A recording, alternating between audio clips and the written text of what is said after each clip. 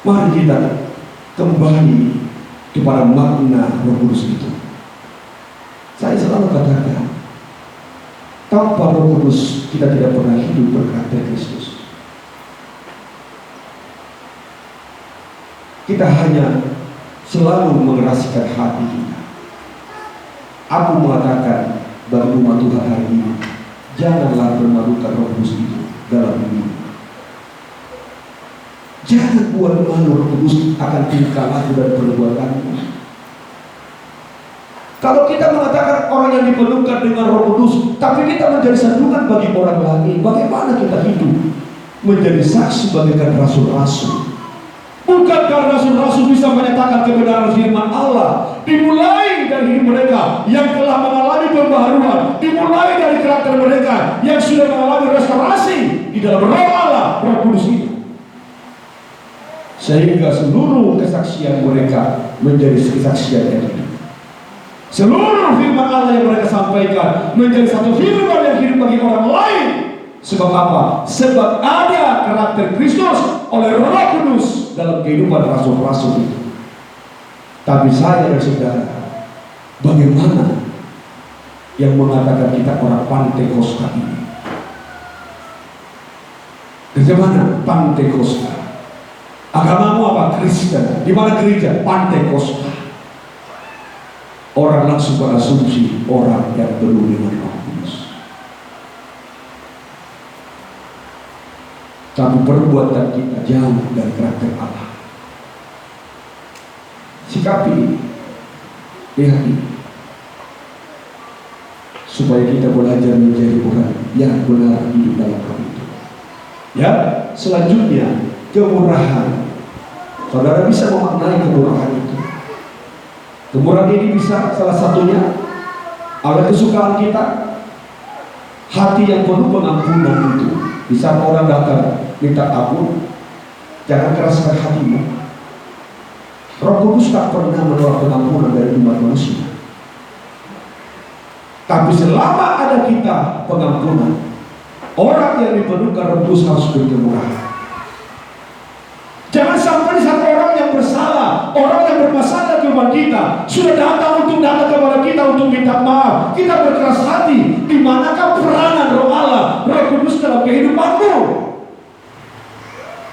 Tetapi kita belajar di saat dia, orang yang mungkin menyakitkan hati saya, yang mungkin bermasalah dalam hidup saya, dia datang dengan minta ampun kepada kita, hati kita harus berkemurahan.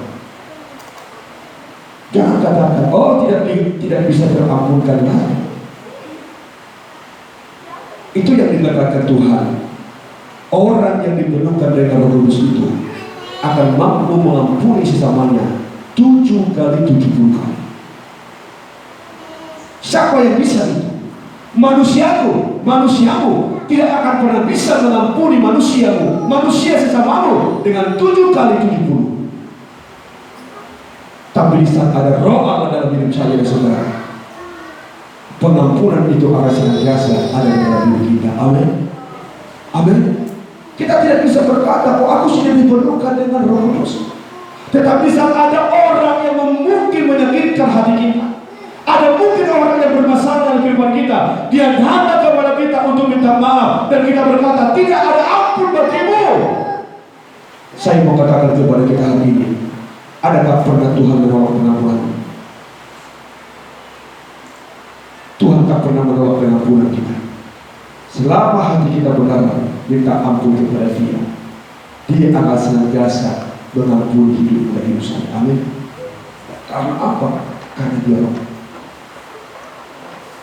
Maka saya mengatakan, Allah mencurahkan Roh bagi manusia untuk membuat manusia itu menjadi satu pribadi yang agung, yang menjadi mulia di hadapan Allah. Sebab apa? Sebab Allah mencurahkan Roh Kudus bagi saya supaya kita dapat berkarakter Kristus dalam kehidupan kita. Ada pengampunan, kemurahan, ada kebaikan, ada kesetiaan, ada kelemah lembutan.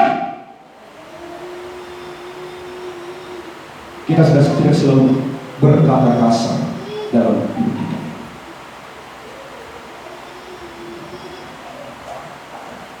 orang yang memiliki hati yang lemah lembut ini, salah satu tanda dan bukti itu, dia bisa menyikapi firman yang dia terima dan menghidupi firman itu. Itu orang yang lemah lembut. Dan kita harus menyadari itu bukan kekuatan kita.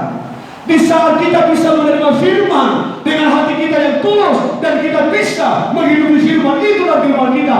Itu bukan kekuatanmu, itu bukan kekuatan saudara dan saya, tetapi itu peranan Roh Kudus di dalam buah-buah rohnya dalam hidup saya dan saudara. Dengarkan firman Allah, simpan di dalam hati.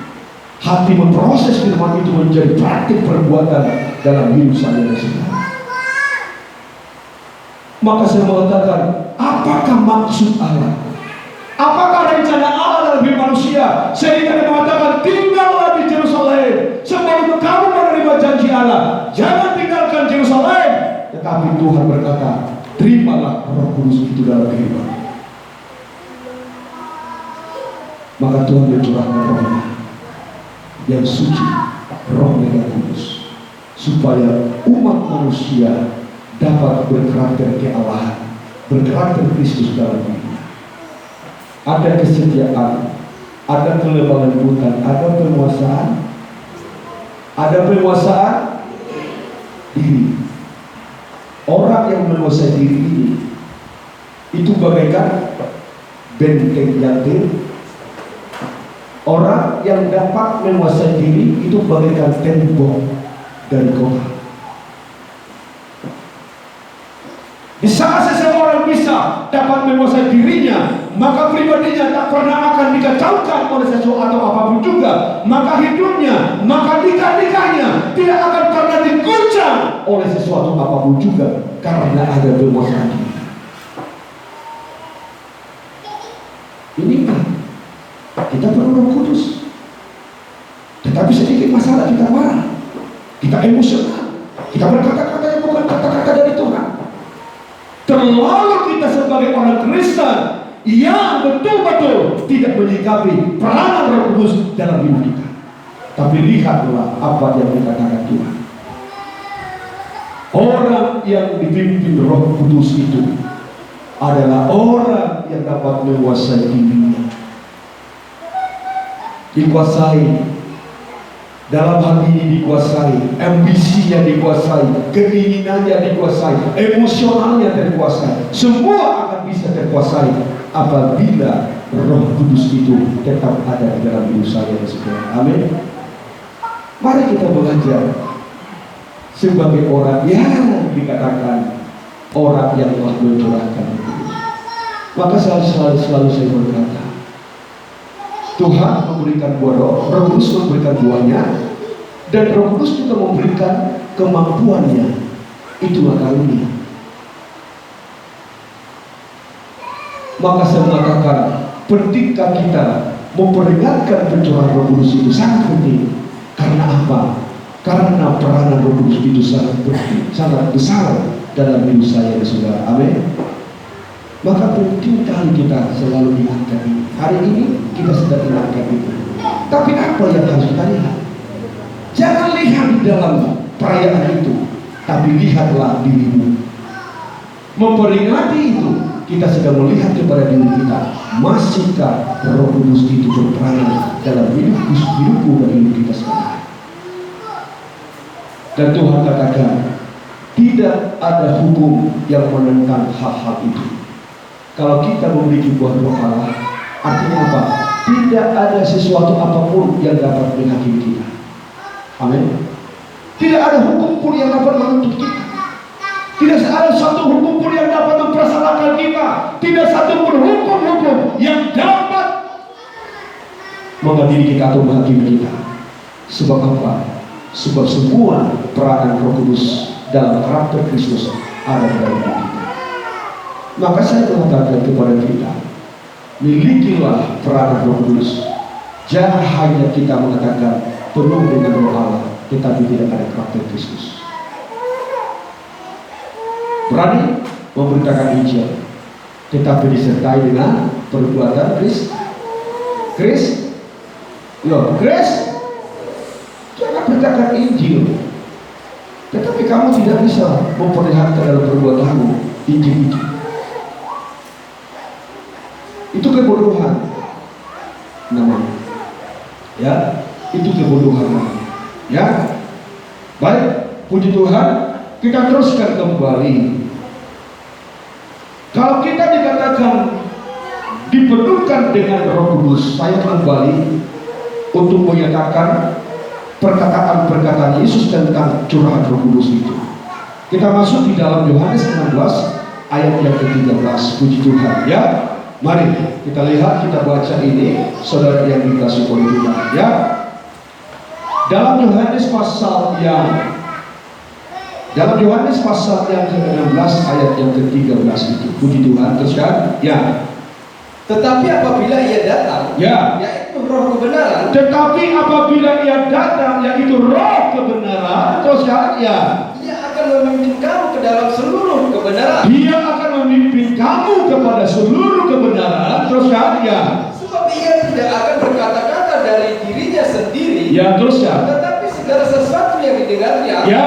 itulah yang akan dikatakannya. Ya, teruskan. Dan ia akan memberitakan kepadamu hal-hal yang Nah, akan datang. sekarang kita melihat bagaimana besarnya peranan Roh Kudus itu dalam kehidupan seseorang.